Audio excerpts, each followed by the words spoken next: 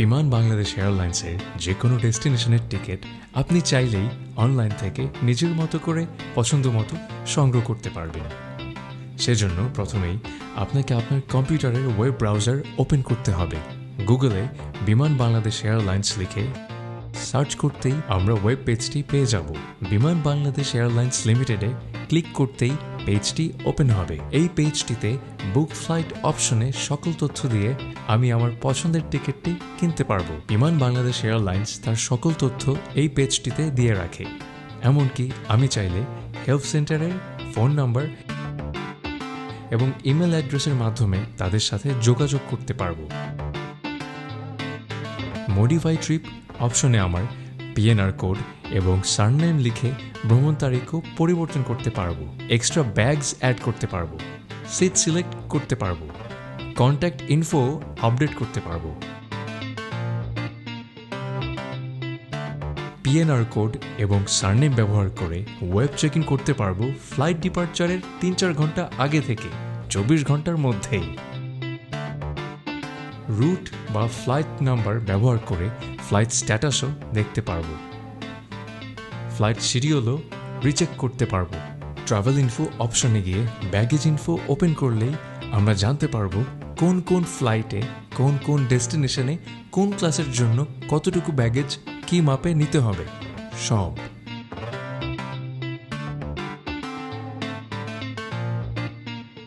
Refund রিকোয়েস্টে click করলেই আমরা জানতে পারবো যে ডেট চেঞ্জ ফি কত, রিফান্ড চার্জ কত, কোন ক্লাসের কোন ডেস্টিনেশনের জন্য কত চার্জ নির্ধারিত।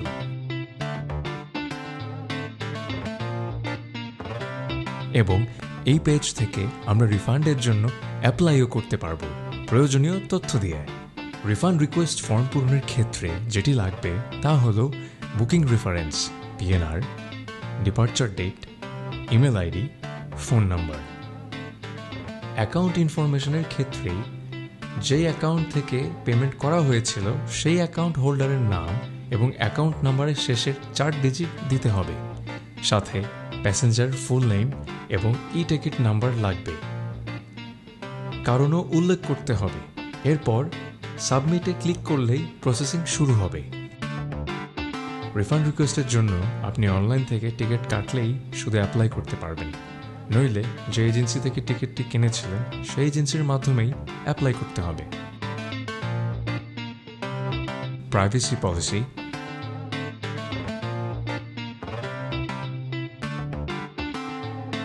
অ্যাক্সেসিবিলিটি প্ল্যান,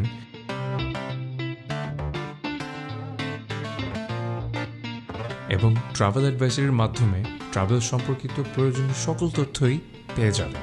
কন্ট্যাক্টে ক্লিক করলেই বিমান বাংলাদেশ এয়ারলাইন্সের ডোমেস্টিক এবং ইন্টারন্যাশনাল অফিসগুলোর সকল ঠিকানা এবং নাম্বারগুলো পেয়ে যাবেন।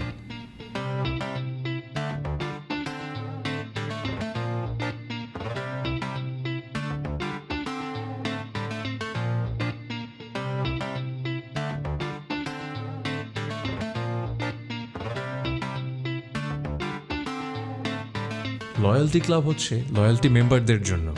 আপনিও চাইলে মেম্বার হতে পারবেন।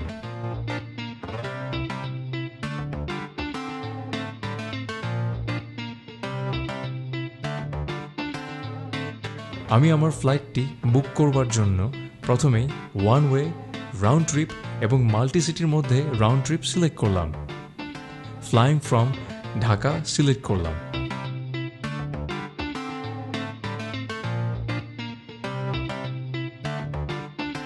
ফ্লাইং টু টরন্টো সিলেক্ট করলাম। ডিপার্চার ডেট,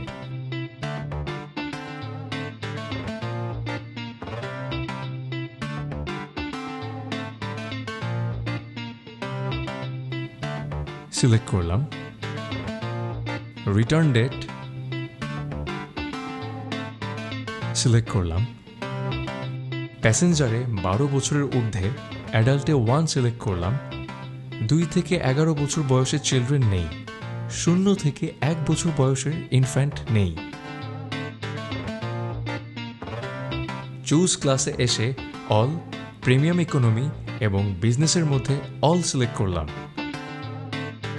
বর্তমানে আমার ডেস্টিনেশনে যেহেতু কোনো অফার নেই তাই প্রোমো কোডটি খালি রাখলাম। সার্চে ক্লিক করলাম। ডিপার্টিং ফ্লাইটে নির্ধারিত তারিখে ইকোনমি, প্রিমিয়াম ইকোনমি এবং বিজনেস ক্লাসে সিট খালি আছে। টিকিট মূল্য ও অন্যান্য তথ্যও দেয়া আছে। বিজনেস ক্লাসের প্রাইস বক্সে ক্লিক করলাম। বিজনেস সেভার এবং বিজনেস ফ্লেক্সি অপশনের মধ্যে বিজনেস সেভার সিলেক্ট করলাম, কারণ আমার যাত্রার তারিখ নির্ধারিত। যাত্রার তারিখ পরিবর্তনের সম্ভাবনা থাকলে বিজনেস ফ্লেক্সি সিলেক্ট করতাম, কারণ পরবর্তীতে তারিখ পরিবর্তনে চেঞ্জ ফি ছাড়া এতে এক্সট্রা টিকিট মূল্য দিতে হয় না এবং ফার্স্ট প্রায়োরিটিতে সকল সার্ভিস পাওয়া যায়। রিটার্নিং ফ্লাইটে নির্ধারিত তারিখে সিট খালি আছে। বিজনেস ক্লাসের প্রাইসে ক্লিক করলাম। এখানেও বিজনেস সেভার সিলেক্ট করলাম। সিলেক্টেড ফ্লাইটসের সকল তথ্য এবং চেঞ্জ ফ্লাইটের অপশনও এখানে আছে। ট্যাক্সেস অ্যান্ড ফি এর ডিটেলও দেওয়া আছে। ফ্লাইট ডিটেল তো আছেই। সব ঠিকঠাক থাকাতে কন্টিনিউ টু প্যাসেঞ্জার্সে ক্লিক করলাম। প্যাসেঞ্জার্সের ট্রাভেল ডকুমেন্ট পাসপোর্ট অনুযায়ী সকল তথ্য এখানে দিতে হবে। প্রথমেই টাইটেল, গিভেন নেম,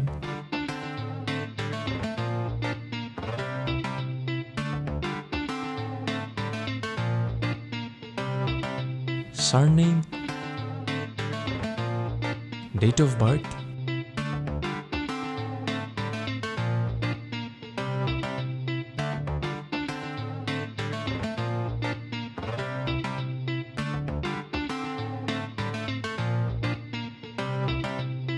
জেন্ডার দিলাম। তারপর কন্ট্যাক্ট ইনফোতে ফোন নাম্বার,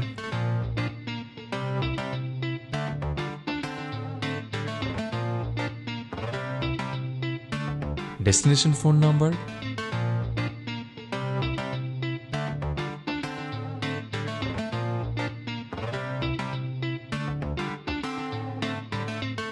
ইমেল অ্যাড্রেস,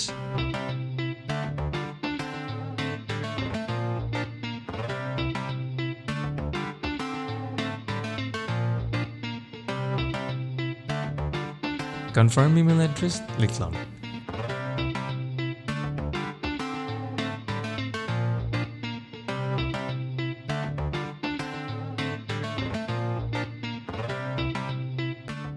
এরপর ট্রাভেল ডকুমেন্টে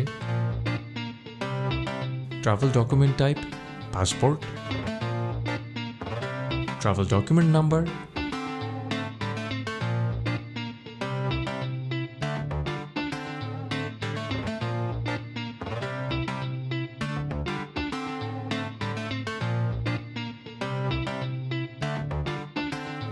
document issue country Bangladesh,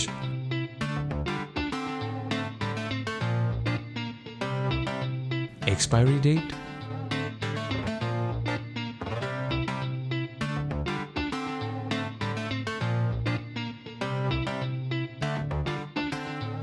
nationality Bangladesh,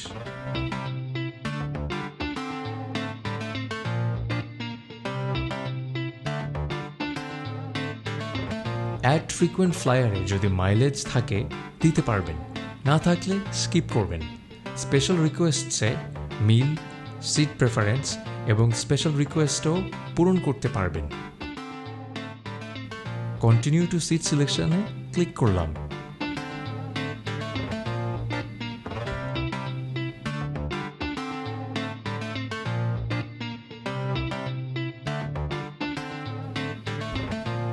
green সিটগুলোই free আছে, তাই সেখান থেকে ঢাকা টু টরন্টোর জন্য একটি সিট সিলেক্ট করলাম। আবার টরন্টো টু ঢাকার জন্য আরেকটি সিট সিলেক্ট করলাম।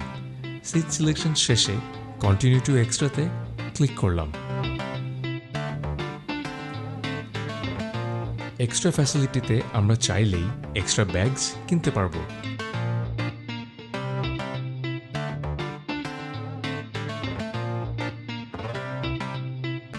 যেহেতু আমার প্রয়োজন নেই, তাই কন্টিনিউ টু পেমেন্টে ক্লিক করলাম। টাইম ফর পেমেন্ট পেজে প্রথমে দেখছি ট্রিপ সামারি, পাশে trip cost, seats, taxes and fee information.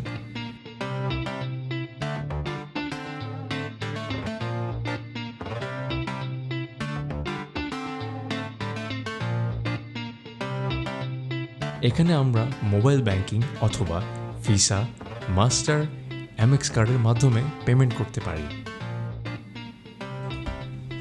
All bank cards and internet banking MFS ওয়ালেটসের মাধ্যমে বাংলাদেশের সকল ব্যাংকের কার্ড এবং সকল প্রকার মোবাইল ব্যাংকিং ও ইন্টারনেট ব্যাংকিংয়ের মাধ্যমেও পেমেন্ট কমপ্লিট করতে পারব।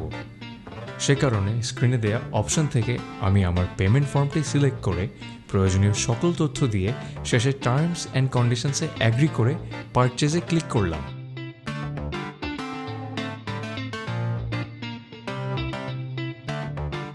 নিজের অথবা অন্যের অ্যাকাউন্ট থেকেও পেমেন্ট করা যাবে।